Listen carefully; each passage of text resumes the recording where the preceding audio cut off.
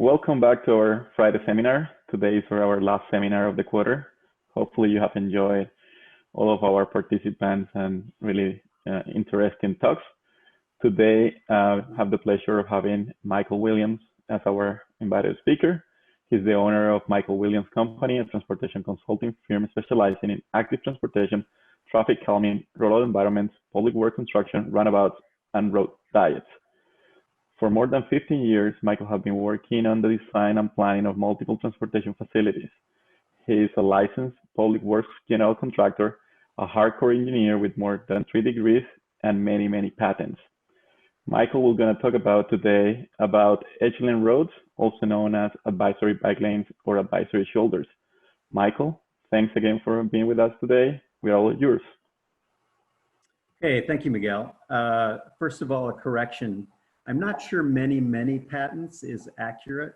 I have a little over 10, but depends, I guess, on how you define many. But as Miguel said, I'm a transportation consultant, but the thing I'm probably best known for is being a researcher, advocate, proselytizer for the whole edge lane roads concept. I'm happy to be here or there, depending on how you look at it, talking to you about edge lane roads. Also gave me a chance to take a shower and comb my hair, so I appreciate that opportunity. So what are we going to be talking about today? Start with a brief introduction so that everybody is up to speed on the concept, and then a little information about international and North American experience with regards to history and safety performance of the treatment. And because this is a little more of an advanced audience, I'm going to talk about applications of edge lane roads that go beyond the guidance. Better than bike lanes in some instances, as a bicycle boulevard treatment, as an alternative sidewalks, and use on rural high-speed roads. All right, so let's take a look at our current road system. In the United States, approximately 84% of our roads are what is known as local and collector roads. So we're talking about more than 2 million miles of roads, and these are the roads we use to travel to our friend's house, travel to school, travel to work. These are the roads we use every day. Because these roads tend to be lower volume and lower speed, they're excellent candidates for on-street facilities. But multiplying even a conservative percentage of those miles by the cost to add bike facilities and/or sidewalks produces costs totaling billions and billions of dollars and implying decades of work. Many of these roads are too narrow to easily add standard bike lanes or sidewalks. But a new type of roadway known as edge lane roads, or ELR, can help address these timeline, cost, and width issues, as well as provide another tool for communities looking to add non-motorized facilities. And it's this other tool, that aspect, that I'm going to be talking about most in today's presentation. So what is an edge lane road? Well, my definition is an ELR is a roadway which supports two-way motor vehicle traffic within a narrow center lane and vulnerable road users in the edge lanes on either side. Motor vehicles may use the edge lanes after yielding to any vulnerable road users there in order to pass oncoming vehicles. And as Miguel mentioned, edge lane roads are also known as advisory bike lanes or advisory shoulders. So on the left, you have a schematic design of how the road is laid out. And on the right, you've got a picture of an ELR out in the wild. This is a Dutch example with an excellent use of the coloring they use there. 2 points I want to make. One is that an edge lane road treatment applies to the entire roadway. It's not like a bike lane that you add to an already existing road. It's a new type of roadway with unique rules of operation. And the second point I want to make is that there is no center line. Center line goes against how the treatment is intended to operate. And in terms of operation, as you see on the left-hand side of the slide, when drivers are alone on the road, they drive in the center lane. And when they encounter an approaching vehicle, they merge over into the edge lanes, accomplish the passing movement, and then return to the center lane after completing that passing movement. So I've got some examples just to show you what they look like here in the States and Canada. This one's in Hanover, New Hampshire. It's explicitly intended to support both pedestrians and cyclists. We've got one in Yarmouth, Maine, and one in Lincoln, Vermont. For some reason, New England is really, they're a big fan of this treatment, and New England has more than their fair share of examples. One thing to note in this left-hand picture is the custom sign that's been created for this treatment in order to try and help people understand how to operate on the road. Here's an example in Ottawa. They've got some interesting design features that you really can't see in this picture, but this is a more suburban or urban example. Minneapolis, Minnesota. I've got two pictures of Minneapolis here. And the reason I have pictures of Minneapolis is because it, number one, it hosts 7 or 8 edge lane roads within the city, and it features some of the highest volume streets in the nation. Some of the streets get up above 5,000 ADT, and as you see from this picture here, they have edge lane roads going through signalized intersections. And on this stretch, this is East 14th Street in Minneapolis. On this stretch down the road a ways, you've got a private university, a hospital at the very end, and mostly commercial land uses in a fairly urban land use situation. Here's another picture a little further down. I love this picture because it shows the vehicles actively negotiating and passing one another. So you might wonder, where do edge lane roads live within the taxonomy of treatments for streets? This graph tries to convey where I see them living. On the y-axis, you have treatment, and as you go up the y-axis, sophistication or exclusivity increases. And on the x-axis, as you move to the right, motor vehicle volume, speed, and conditions tend to increase. And as you notice here, edge lane roads fully overlap the bicycle boulevard treatment. They overlap the yield street quite a bit, and they overlap standard bike lanes, an aspect we'll get to a little bit later. So let's talk about the experience we have with edge lane roads, both internationally and here in North America. One report from the International Transport Forum in 2013 reported out a survey of 21 countries. These are mostly Western, fairly developed countries. And they asked about different types of street treatments that the countries used. And over half of the 21 countries claimed to be using the edge lane road treatment. 3 of them said they've been using the treatment since before 1970. And of course, the Netherlands are credited with the creation of the concept. They've been using them for well over 50 years. And right now, I think they've got about a little over 1,000 road kilometers installed. In North America, we had our first official installation in 2011. So really, we've only been seeing them here in our neck of the woods for about 9 years. That was East 14th Street, the one I showed you a picture of earlier. Right now, I've only found, or I just found 4 or 5 more examples in the last month. So we're up to about 35 edge lane roads. You might even push 40, depending on how you define them. 6 of them have been around long enough to have studies completed on them.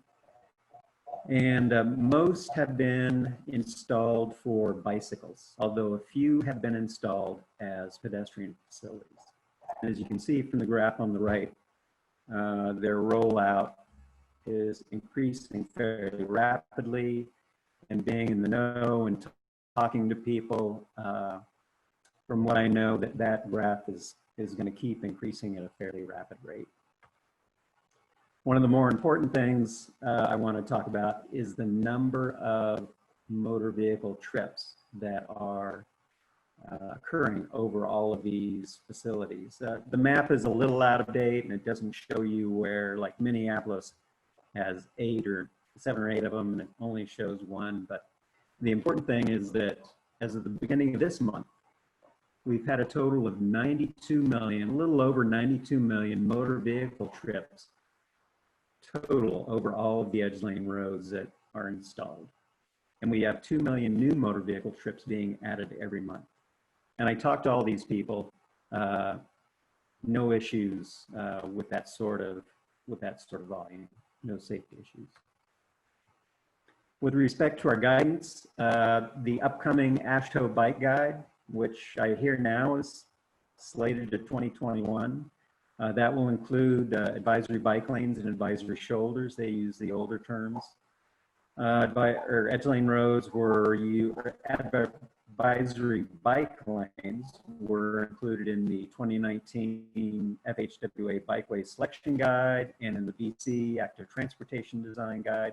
And they first showed up in federal guidance with the small towns and rural multimodal networks, where they're known as advisory shoulders. Currently, they're classified as an experimental treatment by the FHWA, and that's primarily for the FHWA to get communities to apply for requests to experiment. And then what happens is that community provides data on the performance of the treatment to the FHWA, and the FHWA uses that information to move that treatment into a standard treatment.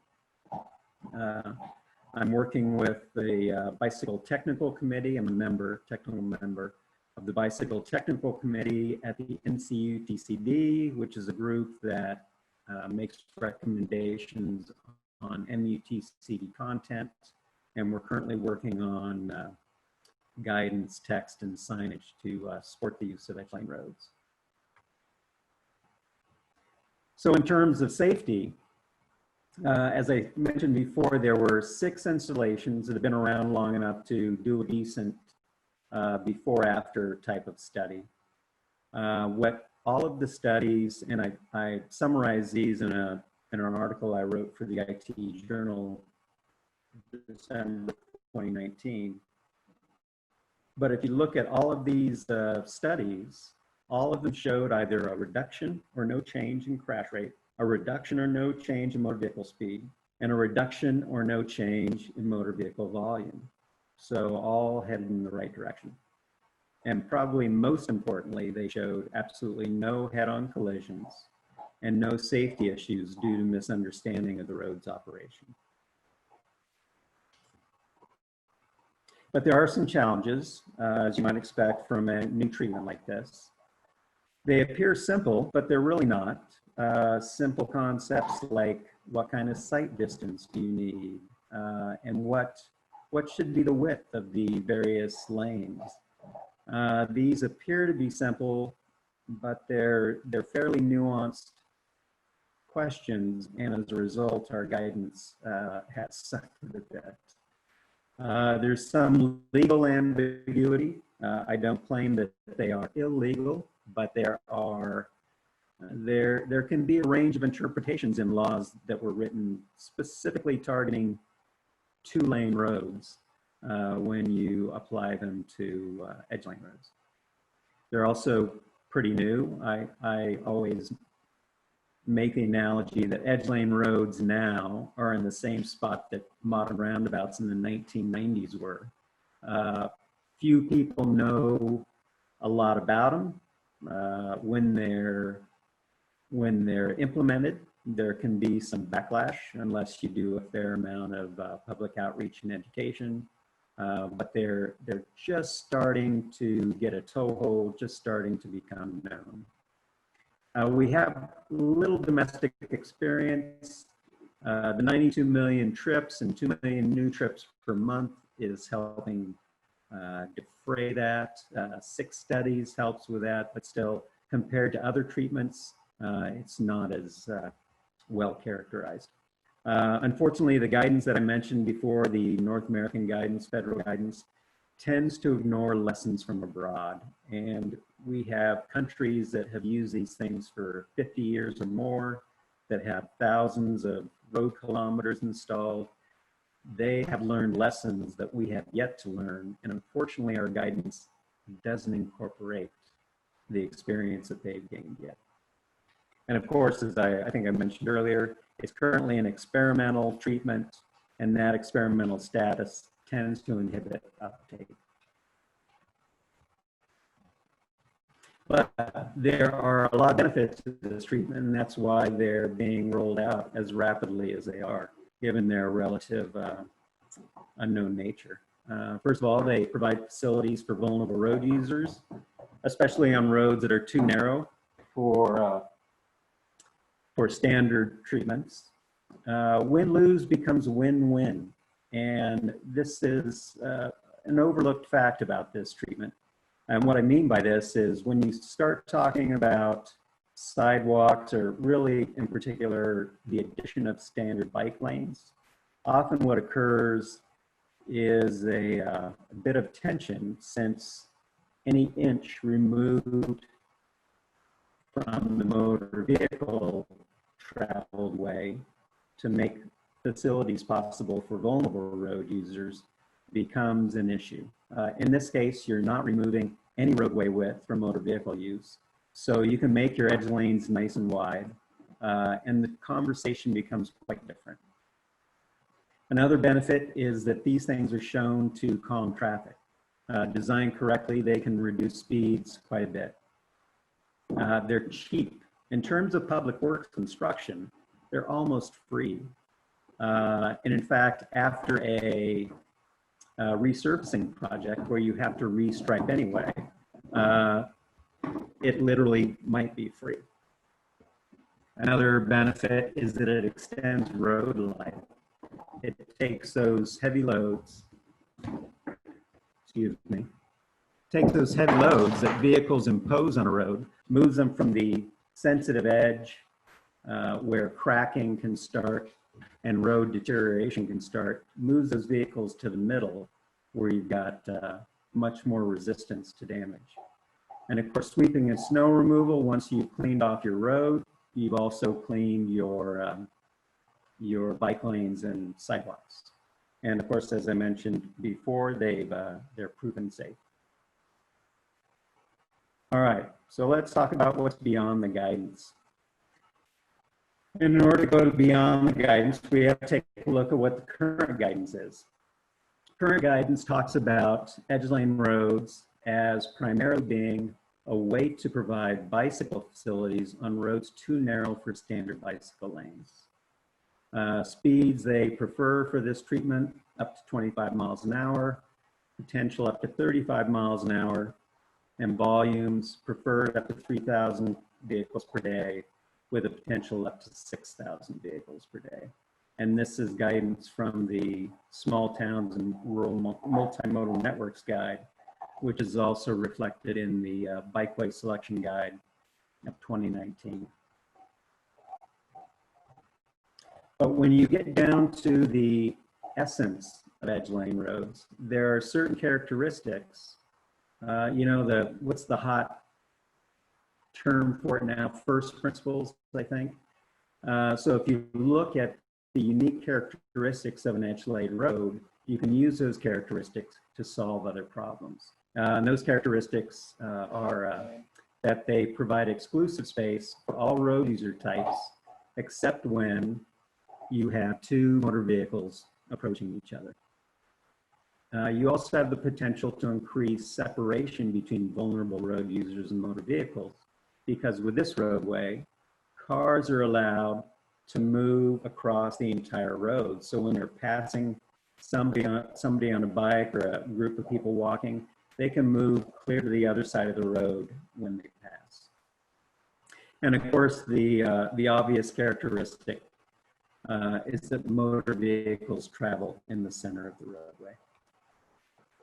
So better than bike lanes. Let's talk about this. This is something I used to talk about in my quiet voice because surely using a shared road or moving to a shared road as an alternative to an exclusive bicycle facility type is just crazy, right? But if you take a look at what passes for bicycle facilities on many streets in our country, you see what you see on the right-hand side of the slide here, what I call the door zone bike lane. And on this one, I've made it 6 feet wide. In many cases, it's the minimum 5 feet wide. You've got a parking lane on one side, you've got a travel lane on the other.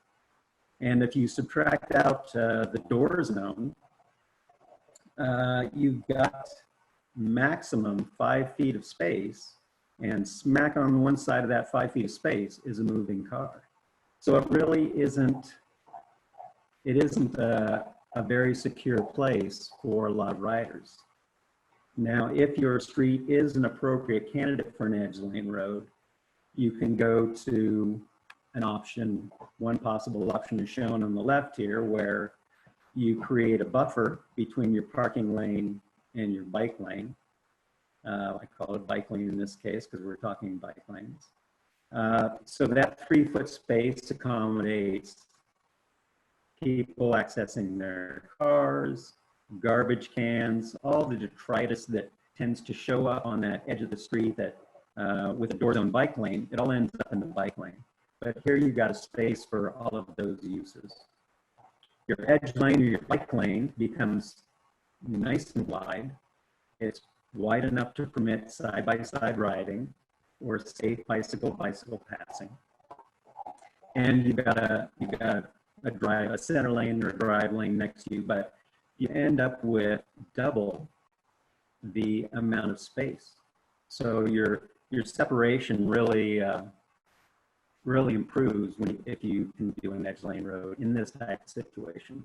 And as I said, I used to talk about this in my quiet voice because I wasn't very sure, but then I discovered that the Dutch, those architects of bicycle heaven on our planet, believe or came to agree with the same idea. Here's a road, Molly Single. I'm sure I'm butchering it.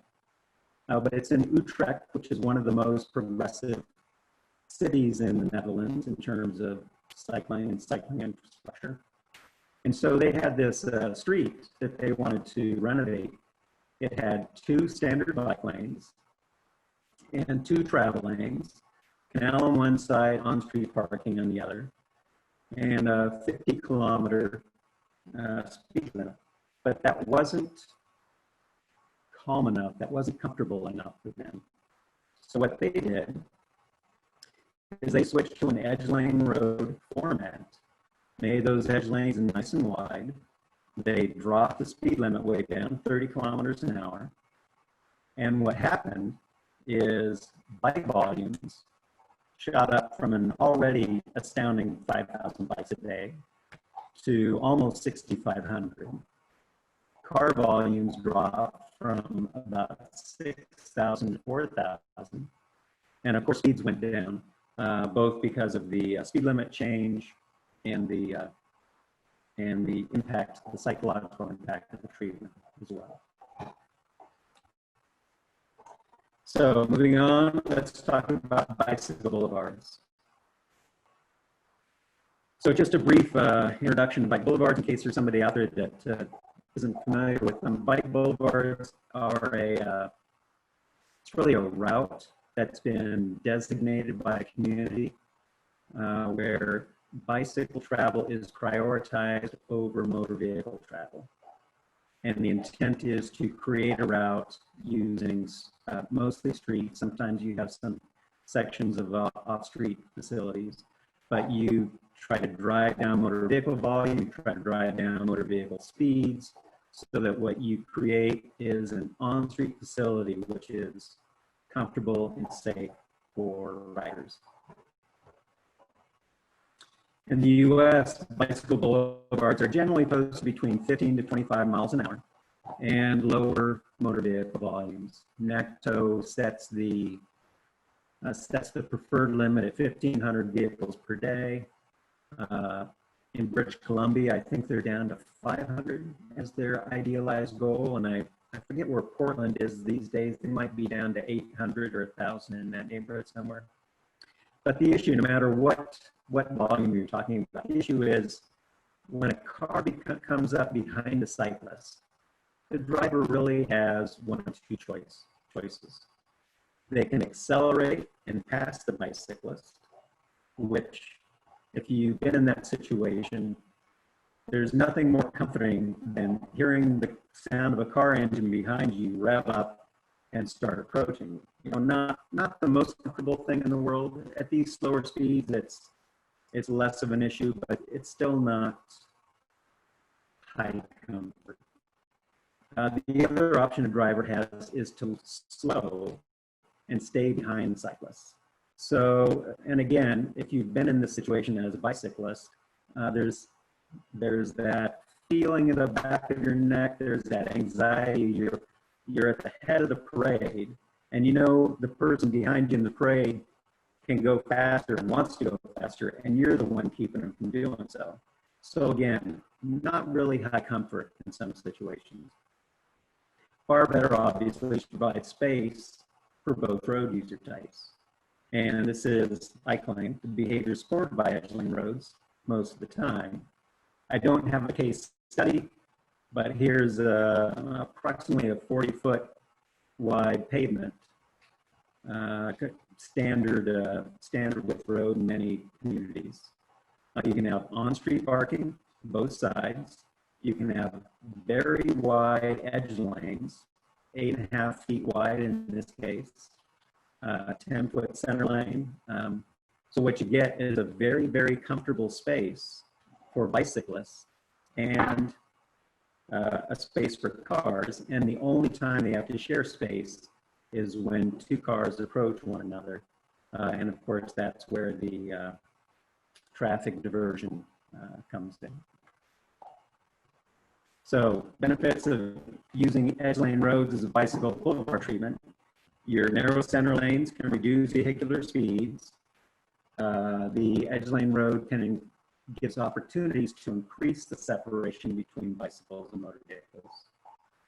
Edge lane roads don't preclude the use of all the other features that are commonly used on bicycle boulevards. The green infrastructure and the traffic diversion and speed reduction techniques. Wide edge lanes support side-by-side riding, comfortable bike-to-bike passing, even groups of people walking along with bikes. And what I found, I think just last year, is one of the earliest mentions of advisory bike lanes in guidance in the US.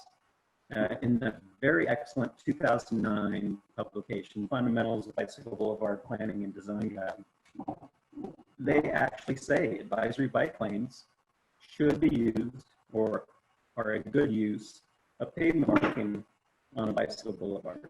Unfortunately, I haven't found a case study of that yet, but I firmly believe that it should be part of the bicycle boulevard toolkit.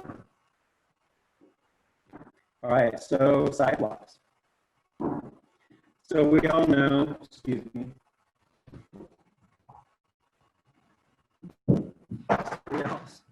Sorry. So we all know that there are many roads out there that won't get sidewalks for decades, if ever. Rural roads like the one pictured here, right? Roads in the city. There are many roads in Portland I'm familiar with. Large city, but there were large chunks of residential neighborhoods that were developed without sidewalks. And you get the classic 20-ish foot wide piece of pavement for car travel, gravel shoulders, which is used for parking, and a sidewalk. So people walk on the street. So ELRs can provide sidewalks on roads like this quickly and cheaply, but there's limited guidance on this use for pedestrians. You've got some unresolved ADA issues with respect to detectable warning surfaces and crossovers. But those issues don't keep edge lane roads from being used for pedestrian facilities. And here's the community in Maine, Yarmouth, Maine. You might remember that I showed a picture of an edge lane road in Yarmouth at the beginning of the presentation. They had used one on a road slightly outside of town that was intended to support bicyclists. But in this case, they had a bridge. It's a small town in Maine, very idyllic, a nice sized creek running through it, or small river. But on this bridge, here's a picture of it before. The railing included a somewhat narrow ledge that people could use as a sidewalk when cars came by. But the state came along and said, hey, we need to update your railings. These don't meet current standards. And when they did so, the new railings failed to include that ledge or even the sidewalk. And when the community complained and said, hey, we want a sidewalk, the engineer said, sorry, you're out of luck. The bridge can't accommodate the load of adding a sidewalk. So because they had had good experience with the Edgeling Road being used for bicyclists, they decided to create sidewalks themselves. So here are a couple of pictures, one from each end of the bridge, showing their use of an edge-lane road to create pedestrian facilities. They chose to use yellow, the color yellow for their lines, in order to make sure that the line stood out against the whitish gray color of the concrete bridge deck. But this was intended primarily as a pedestrian facility. And they're happy with it. Let's talk about rural high-speed roads. This is an area that I'm very interested in and actively doing research in right now. So the safety picture on rural roads is very interesting and not known by many people. Rural areas really, well, they serve about 19% of the population. I think it's been going down. I don't remember how old this data is, but 19% of the population, but they see over half of all vehicular fatalities in the country. And over half of crashes on these types of roads are single vehicle roadway departure crashes. And rural fatalities, they tend to be randomly located. You know, there aren't very many hot spots where you can go and say, all right, this intersection, we've had three crashes here over the last year. We need to do something to address it. These fatalities tend to be spread all over the network. And so what you really need to address these fatalities is a system-wide treatment. And the rates for single vehicle roadway departure crashes can drop dramatically when you widen the shoulders. But widening entire networks is very expensive and takes a long time to accomplish. Additionally, a lot of these roads, typically shown in this picture on the right, have narrow lanes and virtually no shoulder, which forces vulnerable road users into the travel lane if they want to walk along it or travel along that road. But edge lane roads can widen shoulders by 5 to 6 feet. If you look at what a 5 to 6 foot widening of a shoulder can do, depending on which crash modification factor you're using or study results you're using, you can see a 24% to 59% crash rate reduction potentially occurring. And some research has shown that converting to the edge lane road treatment from a standard 2-lane treatment can drop motor vehicle speeds by up to 8 miles an hour. And of course, you got that added bonus that if you have vulnerable road users on the roadway, they have space, they feel a bit more comfortable possibly a bit safer. Now, there are no real examples in the US, but international examples do exist, and there's research underway to evaluate this potential of this treatment. One example I want to point out, especially, is this rural highway in Scotland. That is the only very good example I know of this. We're looking for more. We know they're out there. But this is a 60-mile-an-hour posted speed limit, right around 1,000 cars a day. The engineer I'm talking to there says there's about 10 bikes a day in the winter, but in the summer it bumps up above 100. 22-foot wide pavement. It was installed 15 years ago. And his claim is that the safety is better now than it was before the installation. And we don't have the crash data yet, but we're going to be looking at that. And hopefully including that in our research. And we've got a bonus round. All right, this is something I just found. This is another use for edge lane roads. This is a very unique application. It's odd. It's odd, and it's an excellent use. It's a very creative use. So this is Port Townsend, Washington. This is the main street through their central business district. Port Townsend has about 10,000 people in it. It's a kind of a touristy place in the summer. It's right on the water. As you're looking down this picture, the sea or the sound is probably only 50 feet to the right, 100 feet to the right at the most. But they took this, this downtown road, and one thing I need to add is that because they have no alleys, there's water on one side, and on the other side, there's development. Because they have no alleys, they need a place for their delivery trucks to park. And so the accommodation they come to is they allow delivery trucks to park in the middle of the street and make their deliveries from there. And I'll show a picture of that. One thing I want to note with this picture is you see what appears to be a center line in the road, and that isn't a real center line. The city made the decision to go with an edge lane road treatment very late in the project, and it was so late that the contractor had already put down these temporary stripes to indicate where the center line should go. But fortunately, they got this treatment changed in the project to the contractor before he had put in the permanent center line. But you get these ghost markings there. And it's been in place for a couple of years. They say the treatment is working very well. And one of the interesting things is they have over 7,000 cars per day on the street, which if you know the MUTCD at all, MUTCD requires a center line above 6,000 ADT. But these folks are having great success with this format for their unique situation. So here's the picture of what I was describing, that you can just see the transverse stripe in the middle of the road. Those transverse lines are located in many places along the road, and they indicate where trucks should stop.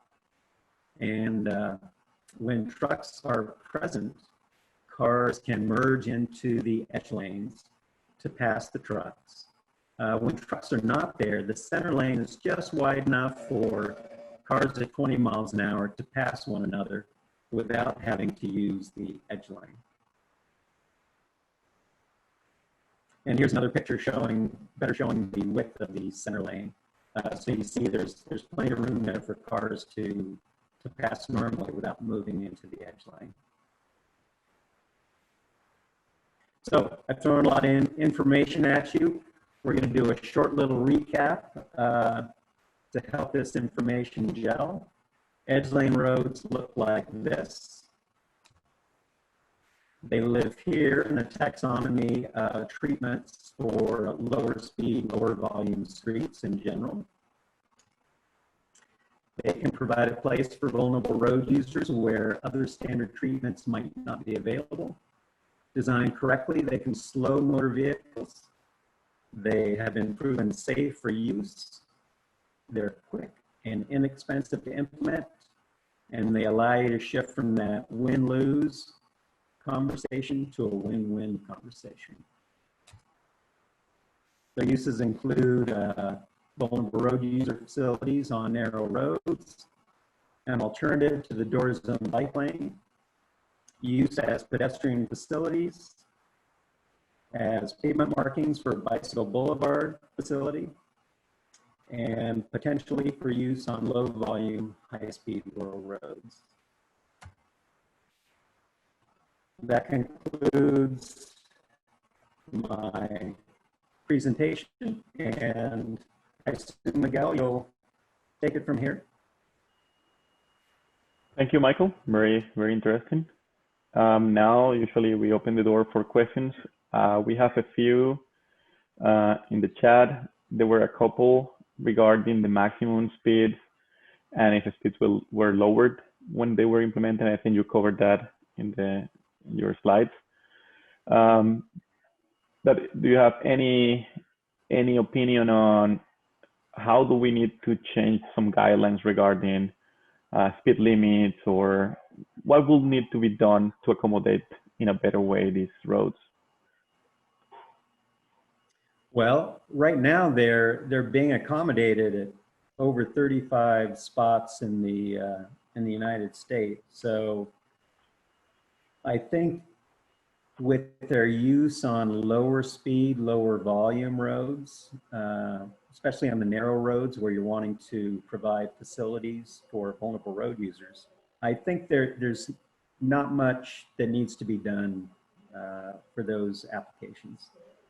If you start talking about formally rolling out edge lane roads as a treatment on low volume, higher speed roads, I think you may need to see potentially some legislative changes. We're talking to the State Highway Safety Plan body in California about this idea, and currently the CHP is uncomfortable with the idea because they're not completely sure it's legal. They haven't come up with a law that makes it illegal, and I don't think they can, but they're just uncomfortable with the idea, and they're not willing to support it yet. So a legislative change may be required just to get their buy-in. Okay, Dylan has a question about if the reports or the information from the European examples are public, or was that basically your own direct communication with the teams or agencies? Well, so I've done quite a bit of research on edge lane roads. Most of that information is available on the website advisorybikelanes.com. Any issue you want to explore further with regards to edge lane roads, that's the place to go. That's the most complete online resource with regards to edge lane roads. I've got a couple of articles in the ITE Journal, December 2019, and I forget the month, but there's another one in 2018. Both of those articles are available on the website. And I have other papers on the website that haven't been published yet. One thing I do is I have a large database where I collect all of the geometric, political, social, operating characteristics of these edge lane road installations as I find them. That's not public yet. I want to turn that into a crowdsourced database at some point. Just haven't gotten around to that yet, but I use the information in that database to help conduct research and aid people with communities with installations that they may be considering. Okay, we have another question regarding behaviors, and are there any surveys or data regarding how people perceive some of these ELRs? That's a very good question, and a question a lot of people ask. One thing I found in looking at all of these installations is that rollouts that are done with a good amount of public education and public outreach ahead of time, all of those have been successful. And not only have they been successful, but the amount of backlash after the installation has been low to non-existent. There have been 2 Edge Lane Road installations that have been removed after they were installed. Both of those, one is somewhat infamous.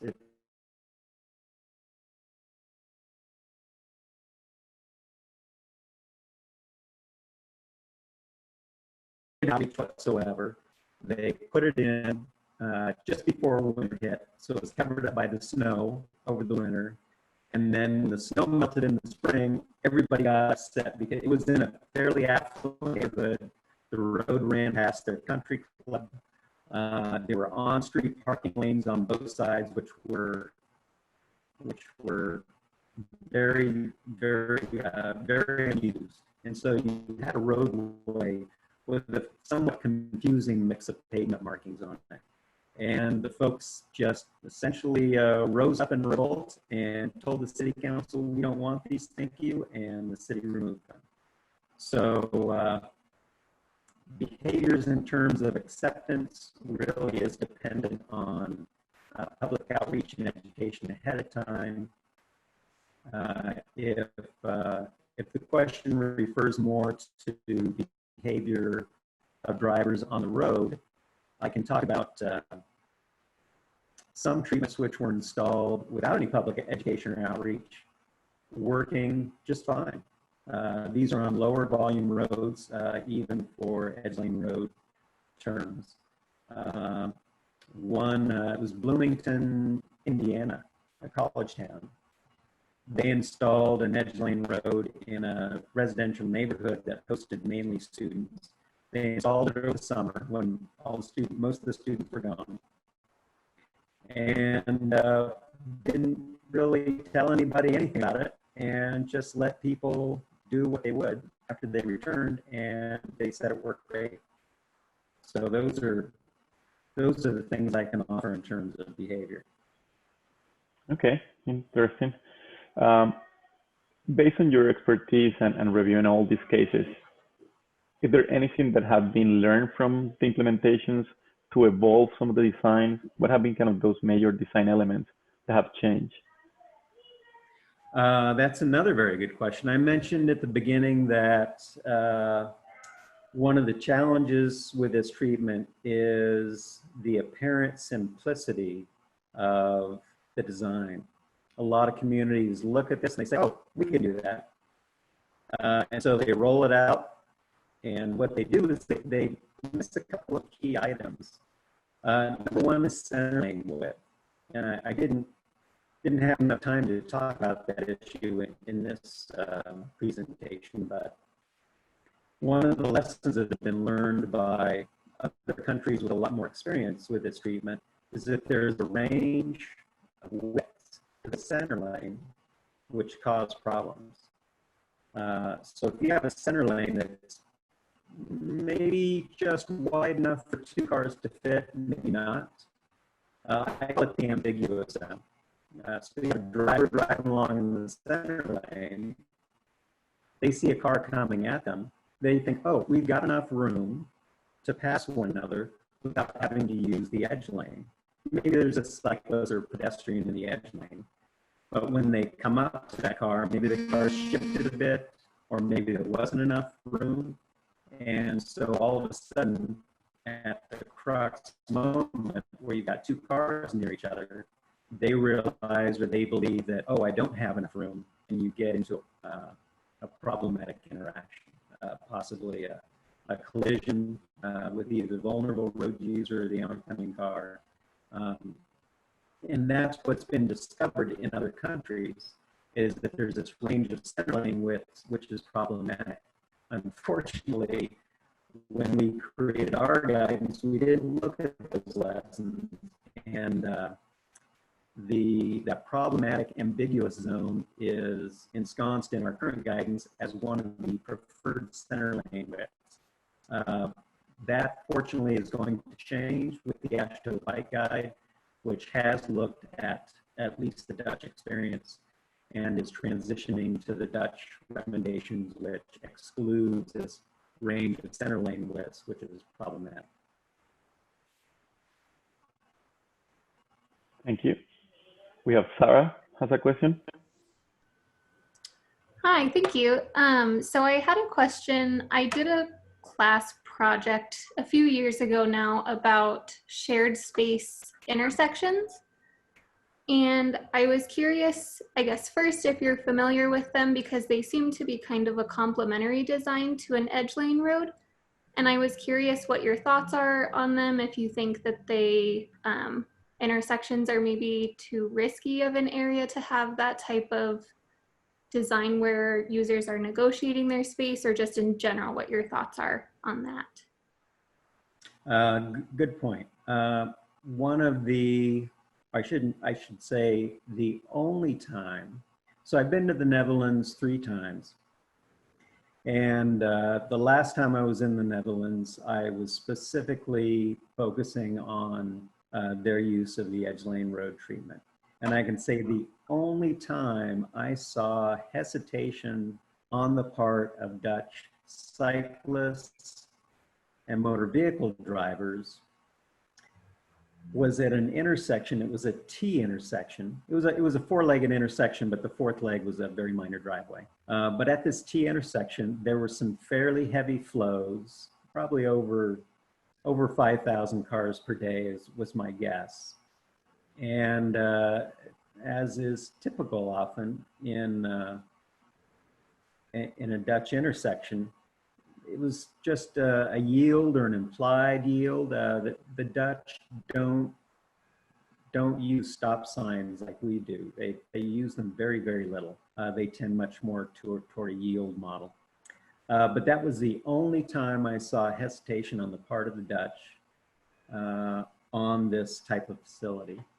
And there, you can come to different conclusions about my subjective interpretation of that intersection. One is that maybe there were too many people interacting for this kind of treatment.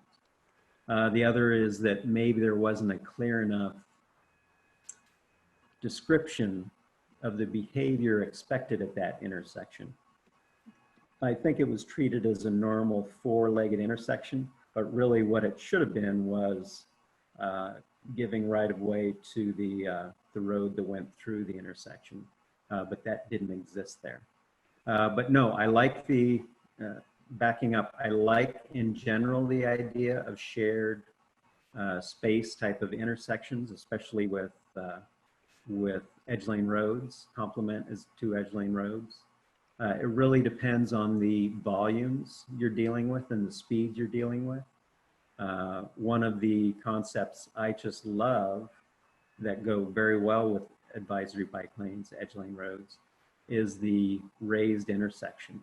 You get a lot of those in the Netherlands. They do a great job at dropping speeds, and dropping speeds at intersections is exactly what you need.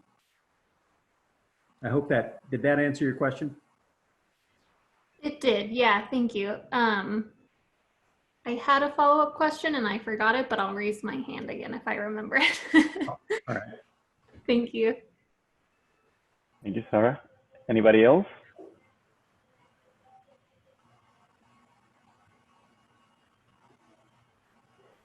So Michael, I was glad when you showed the last few slides on how they can accommodate also trucks, because I remember during the initial NACTO and AASHTO guidelines for bike lanes, they completely forgot about trucks and their needs for doing deliveries. So do you know what else have been done regarding that interaction between different users and trucks within some of these ELRs?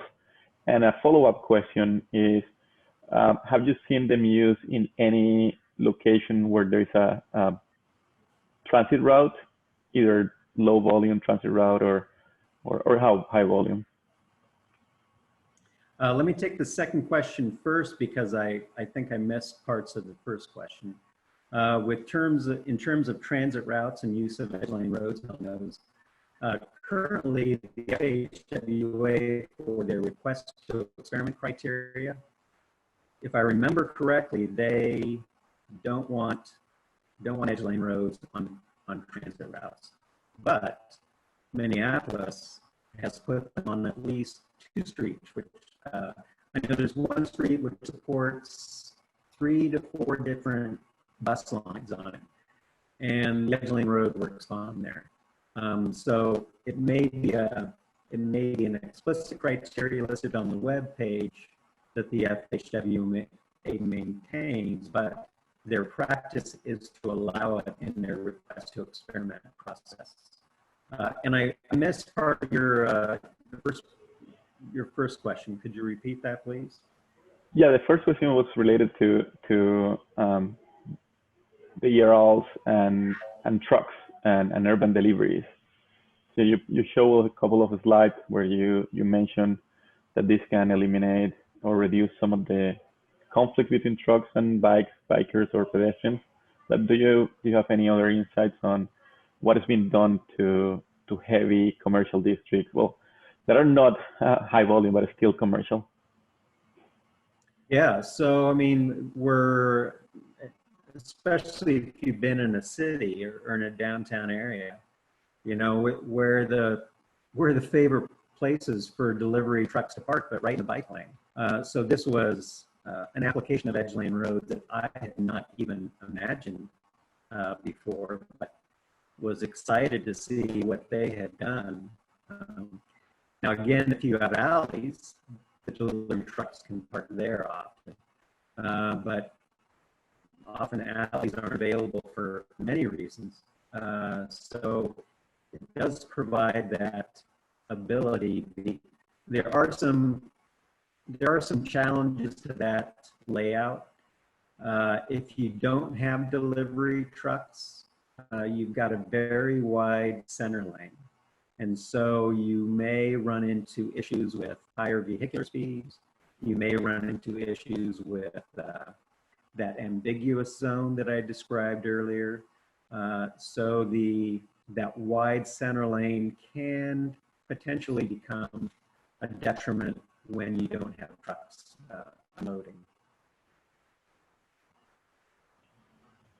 I think Sarah remembered her question. Okay. I did, thank you.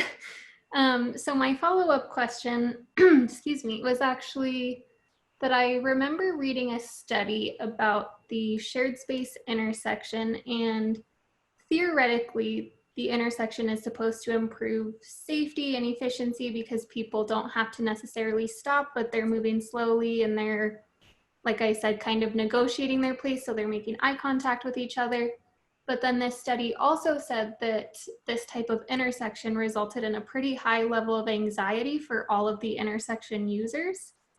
And I was kind of curious what your thoughts are, because I think that maybe it's not necessarily a bad thing that the users were having some anxiety, because especially vehicles, I think, are more attentive when the drivers are anxious. But I'm curious where you stand on the trade-off between safety and creating anxious users. I love anxious drivers. Anxious drivers slow down. They're not sure what they should do, so they slow down. Anytime you come into an unfamiliar situation where you just don't know exactly what's expected of you, and that is generally not what the transportation engineering industry in this country likes to see. They want people to know exactly what's expected of them and to have no ambiguity whatsoever. But what we see, and in a lot of experience, or what's the, I forget the fellow's name in the Netherlands, de Mondrigan. I haven't read his stuff in quite a while, but over and over and over again, where they shut off traffic lights, where they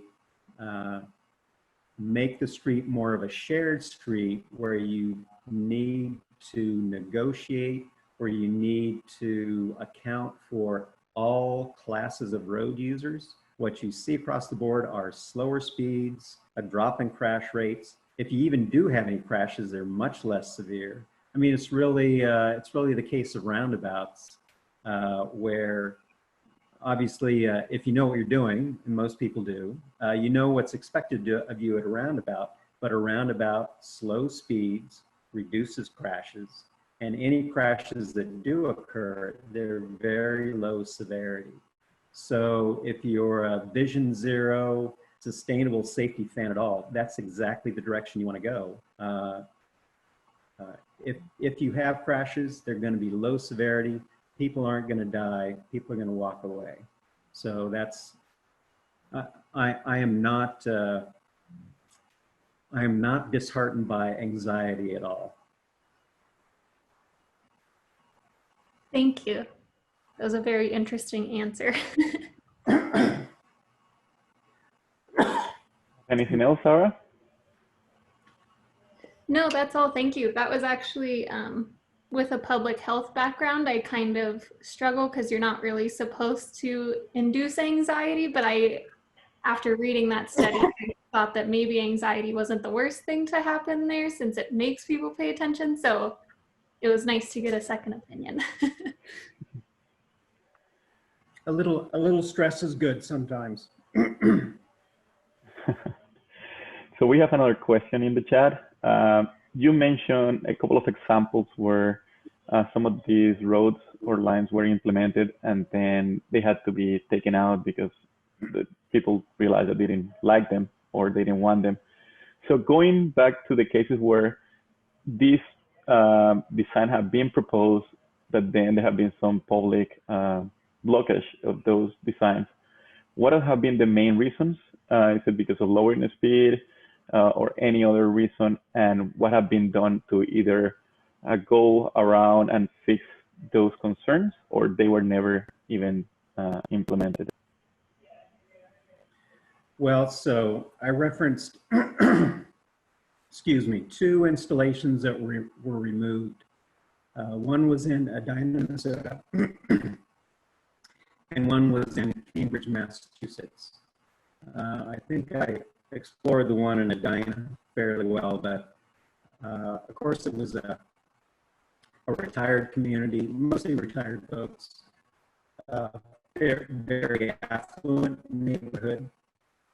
And so you get people who are accustomed to having their voices heard in a political forum, and political forums are accustomed to listening to wealthier residents. And so when they wake up in the morning and the snow is melted and the road is striped in this bewildering mix of pavement markings, which they were not prepared for at all, and they're requested to drive headlong at an approaching car to boot, well, you're going to get some reaction. And these folks are people that, as I said before, have access to the levers of political power. So I think there's a lot of social factors that played into the removal in Edina. And the staff in Edina admit that installing this facility without any public outreach at all was a mistake, and they've taken measures to keep that from happening in the future. In Cambridge, the situation was actually very similar. It was a very affluent neighborhood. I think the average price of the homes there were north of $2 million a piece. And it was a very low volume street. And it went into a one-way street, so very, very low volume.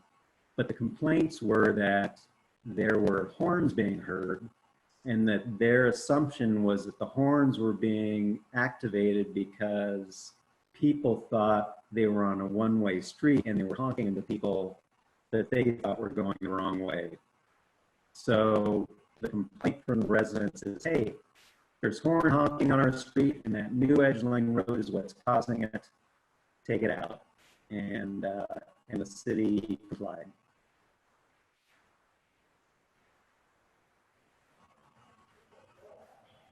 Okay, any more questions?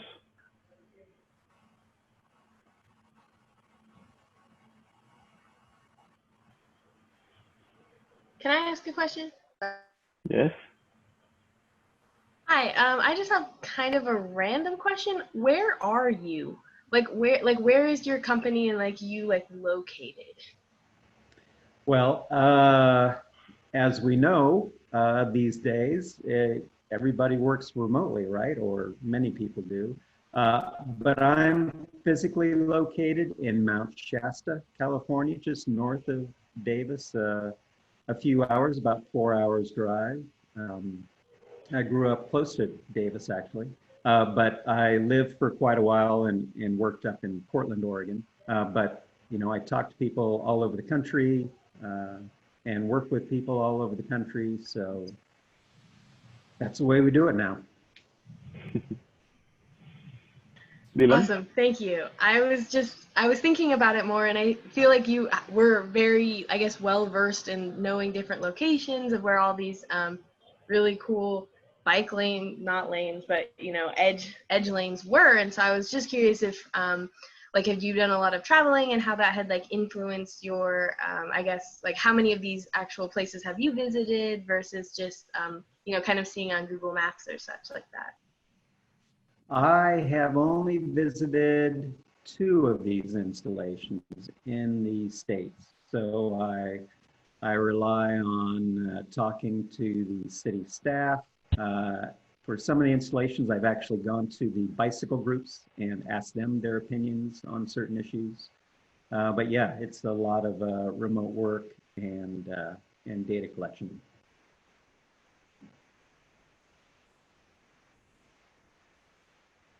Awesome, thank you. Michael, I had a question about intersections. So I know that some of these, they put a short little divider line, center divide line right as they approach the intersection to kind of play nice with more standard traffic signals. So just curious what your thoughts are on that type of approach design. That's one of the issues we're weighing in the NCUTCD as we're creating content for the MUTCD. There are 2 schools of thought right now. One is to always require a short stretch, a center line when you come up to an intersection. And that helps resolve a couple of issues. It helps drivers realize that, say they're unfamiliar with the road. If you've got a very narrow road on which your ELR is placed, a driver can come up to the intersection, essentially park right in the middle, stop right in the middle. And that doesn't provide enough room for other drivers wanting to turn into that segment or enter that segment. So that was one issue that Cambridge came up against on another one of their ELRs. They had a very narrow roadway, and they ran into situations where a car would come up to the intersection and stop, and nobody could get past him. So they converted their intersections to have a short stretch of center line. And of course, when you do that, that's not an edge lane road anymore. So you have to make a choice. Either you go with shared lane markings in the travel lane, or if you have enough room, you do a short stretch of standard bike lanes to accommodate the cyclists if it's the cyclists you're supporting. I tend to fall into the school of thought that allows either a center line to be used at the intersection, or to allow edge lane road markings to come right up to the intersection.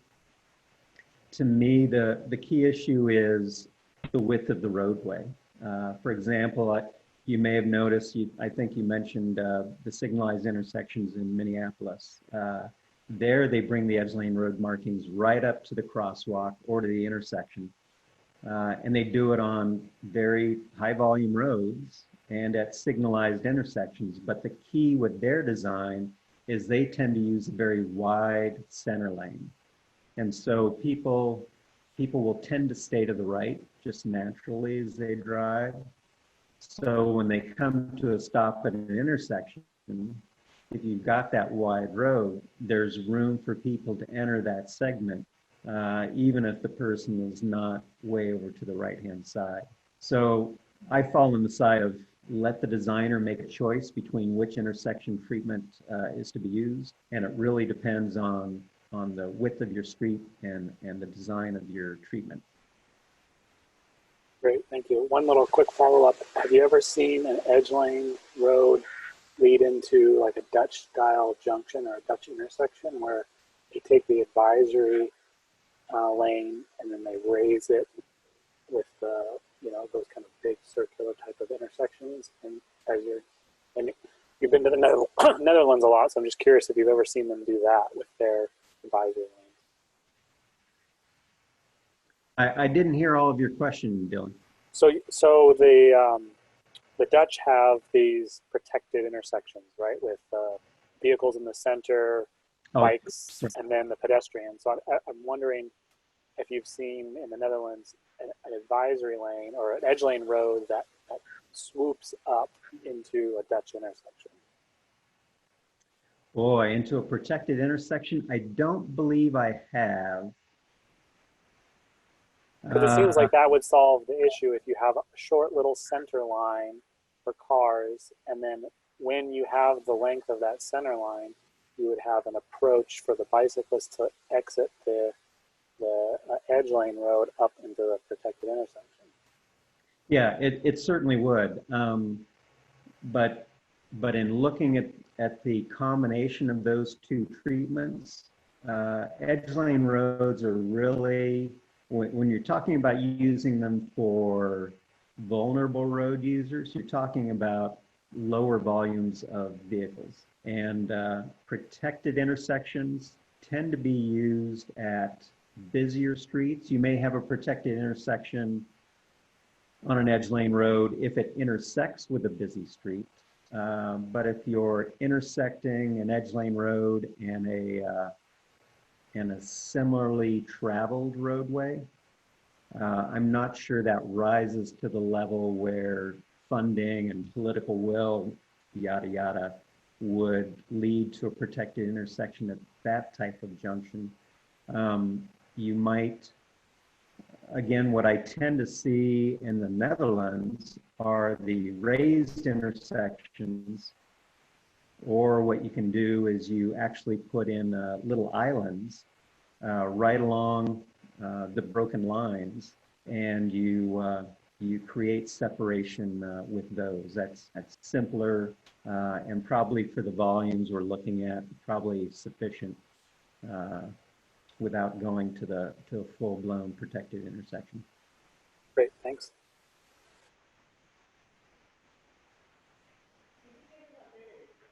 Any other question?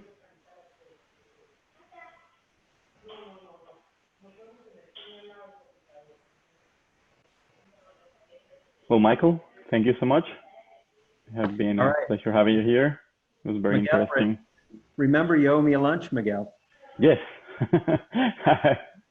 We'll tag you in when we can see each other in person. Okay. Thanks again. And we are going to be posting this online on Tuesday, so we're going to send you the email and the notification. You can also advertise it on your serve list as well. Excellent. Thank you, everybody. Thank you. Thank you, Michael. Thank you.